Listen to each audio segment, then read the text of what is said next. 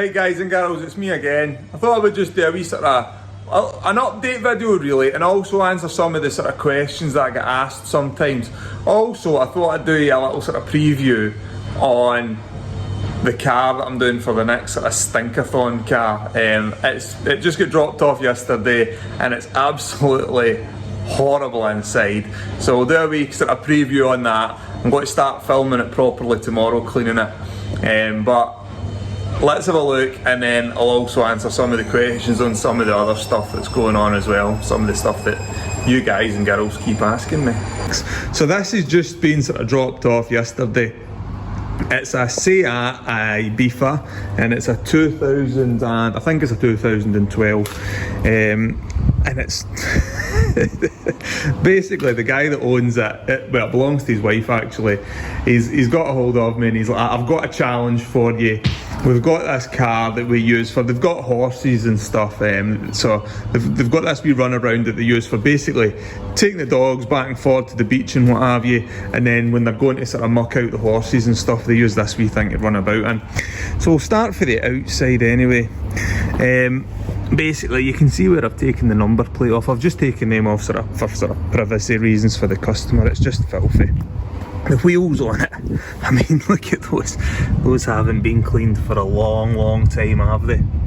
There is absolutely zero shine on the paint. I mean, I know it looks shiny, but it's actually really dull in real life. And then you get like, just mould, and I mean, it's literally just used as a tool for sort of getting back and forward to the stables really. But it's when you get inside of it. Horsey people's cars are always the same, and this is what they look like when you open the door, and they always have the same smell. I mean, it's stinking in here. The bloke that owns it, or his wife owns it, he actually when he got in touch with me, he warned me. He says, mate, I can't even describe the smell that comes out of it. And I thought he was kidding, but he's right, it is. I had to drive it here. He dropped it off at my house and I literally had to drive it here with the windows down. And I've got a pretty strong stomach. So, I mean, just looking all the edges and just everywhere is just covered on it. So it's going to be a bit of a challenge, this one. Every little area is just grim. You can tell they're into pets and animals and stuff. There's treats and stuff everywhere. The seats are absolutely filthy on it. And then we've got, I'm not even going to show you in the boot just now, you can wait for the video for that one. But it's just pretty much every surface on it really is grim. It really isn't it's not a very nice place to be. I mean, just look at that. There's the money shot there. Absolutely filthy.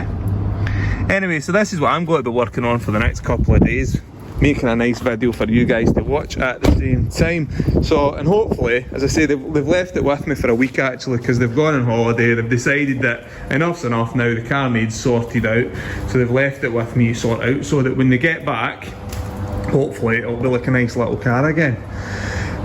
What else? My e36. So, we'll talk about the M3 first.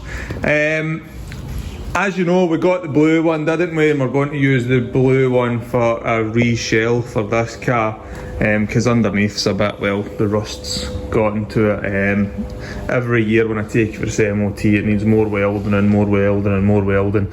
And this year I had to start welding on the chassis legs, and I'm really not too keen on that. So I think it's no long for this world now, this shell, which is a shame, because it's, well, saying that, it's had a good life. This car has been written off 3 times or something like that. I mean, it should have been broken years ago, but my dad saved it the first time, and then the engine and stuff ended up getting taken out of it, and then I sort of put it back together with an engine out of a different car. And I mean, it's a really, I don't even know what bits of it are actually off at what car anymore, to be honest with you. It's just a right Heinz 57 variety thing. But it's been great fun, and it will continue to be great fun, albeit in its new shell. At the moment it's still legal though. We were at a track day in it a couple of months ago, and some guy in a Clio ran out of talent next to me, decided to try and outbrake me. Didn't want to let me past. I came past him on the left, as you do. He's then tried to outbrake me, sort of getting into the mountain part of Cadwell, lost control of his Clio, and bang, straight into me. It was a shame as well, because the car was actually going, it was going really well. But at the end of the day, I mean, it bashed all the wing and stuff. I had to pull all this out. It was pushed away in. It was creased. You can see actually that's how far it was creased in. It was creased right up to there. I've kind of pulled it out just to get it driving again. The strut on it hit me square on the wheel, and the strut bent. So it's a KW strut. The struts that are on it, and they're stainless steel, and they're really heavy duty things, and it just bent it like a crisp. It hit me pretty hard. Unfortunately, you can't buy this particular KW Club Sport model anymore. They've superseded it with a different one with a sort of remote reservoir. Unfortunately, I only needed one, but because they don't sell those anymore, they have to sell you two. So that was a bit of palaver, because they're 700 quid each, and there's no way I was buying two of them. I didn't even want to pay 700 quid for one, in truth. However, managed to source a set of second-hand ones really cheap, and then it was 100 quid. I only needed the one, so I took one of them, got it rebuilt. The other, I just had the four of them rebuilt. That was the annoying thing last year. So anyway, it's got 4 rebuilt KWs on it again, so that's the main thing, and we got it done for a fraction of the price as it would have cost buying it new for KW. So that was a bit of a bummer, but we're back on track next month at Cadwell. Is it next month? Yeah, September the 15th I think it is at Cadwell. We're back there. No Cadwell, Anglesey. We're going to Anglesey for a track day next month, so that'll be good. And it might even be its last track day before we sort of reshell it. I don't know, we'll just need to wait and see. Anyway, let's see how we're getting on with the 328 that we're going to use to reshell it. So, another thing, or someone, or whatever, that gets asked about a lot is Moose. Now, Moose is doing just fine. He is, I get asked a lot of time what kind of breed he is. He's a Bedlington Terrier, or a Bedlington Whippet, some people would call him. He's basically like a Whippet, but with long hair. And the good thing about them is they don't molt. So when you spend half your life vacuuming dog hairs out of other people's cars, the last thing you want is to go home and have to do it again. So we deliberately got a dog that didn't molt. The only thing is, his hair's all sort of curl up, and you have to get him groomed regular, so he's well overdue a groom. So I'm going to try and get him booked in either this week or next week. The only thing is, he doesn't really like getting groomed. So I try not to put him in too often, because I think it just stresses him out. But eventually it does need done. Yeah, it's how old's Moose now? Moose, what age are you now? 2? Just over 2 he is. I think he was born on Easter weekend 2019, so that makes him about 2 and 4 months or something like that. Yeah, 2 years and 4 months. He's a great dog. He doesn't leave the unit or anything like that. Really disobedient. He won't come back when he's told. He's just got a mind of his own. But he's got a really good temperament. He's very friendly and very placid, and do you know what? He's just a great wee companion, isn't you, mate? Yeah, an absolute beauty. Anyway, so that's questions about Moose answered. So actually, another thing I keep getting asked about is what's happening with this little Fiat. Well, this is a little Fiat 500 that I bought. I'm going to stand in out of the wind, otherwise you'll just get loads of wind. I basically bought it out of Copart April or something like that, March or April. It was one of those cars. Sometimes the thing with buying cars out of Copart is you don't actually know how bad they are until you've actually got the car there and inspected it. And this was one of those cars that, in the pictures, it didn't look that bad, and then once I got it here I was like, oh, I wish I'd never bought that, because I actually needed a whole load of stuff at the front. All new crash bars, all new lights, bumper, both wings needed replaced, repair on the bonnet, rad pack, air conditioning pack, everything needed replaced.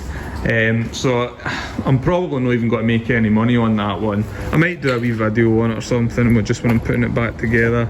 I have sent the bumper and the two wings away to get painted professionally. I'm going to blow the bonnet in myself, and there's a little bit just down there that needs a blow in, so I'll do that myself. But the bonnet and the wings, I wanted those done right because they're quite a big panel, whereas those wee blow-ins, I can handle those no problem. Last year I probably had done the full thing myself, but I didn't want to paint all in my unit because I would have got everything all covered in blue overspray, and I just didn't want that in my nice, cool, fresh looking unit. Another thing I keep getting asked about is these floor tiles that we've put down on the floor. They're vented floor tiles and they're made for places like this, and basically valet bays and stuff like that. They're ideal because if you get a car in that's wet, so you've washed it outside and you bring it in, and you get a bit of residual water on them, and normally what would happen is it would sort of pool or puddle on the floor, so you end up, not so much in the summer because it evaporates quite quickly, but in the winter you end up with puddles all over the place, and even when you mop them, the floors don't dry in the winter because it's so damp and stuff. So with this stuff here, it basically, because they're vented, any drips just go down, they lie on the floor, but the actual vented tiles, the water runs off of them and they're dry, so you can sort of walk around on them or kneel on them or whatever, and you're not getting wet clothes, wet knees, you're not getting sore feet because they're in moisture all day. They're absolutely brilliant. In fact, it feels like a hotter place, the unit, because you're not standing in water basically, or stone cold floors. You're standing on top of the stone floor, above the stone floor. Makes a massive difference, and they came from a company called Garage Floors Direct, and you can get all different colours, you can do any sort of pattern you want. I opted for a sort of basic black with a sort of grey square sort of car park space, I suppose, or car stopping space, I don't know what you would call it. So guys and girls, I'm back at my sort of workplace at home, my little garage at home where I just keep my E36 328i Sport currently. Now you've seen us with the video where I took the engine and gearbox out. I have since taken the back axle, the complete back axle, exhaust system and everything off of it. The reason being, I want to do, before I take all the stuff off the M3 to put onto this, I want to do a full underbody sort of restoration just to get ready, make sure that it's as mint as can be. I want to run all new sort of brake lines and stuff. I mean, these brake lines are fine, somebody's already changed them for copper, but they don't look very tidy. I want to run them nice and tidy and stuff like that. We'll need to put new fuel lines and stuff on it anyway because it'll be getting the swirl pop put in the back. What else?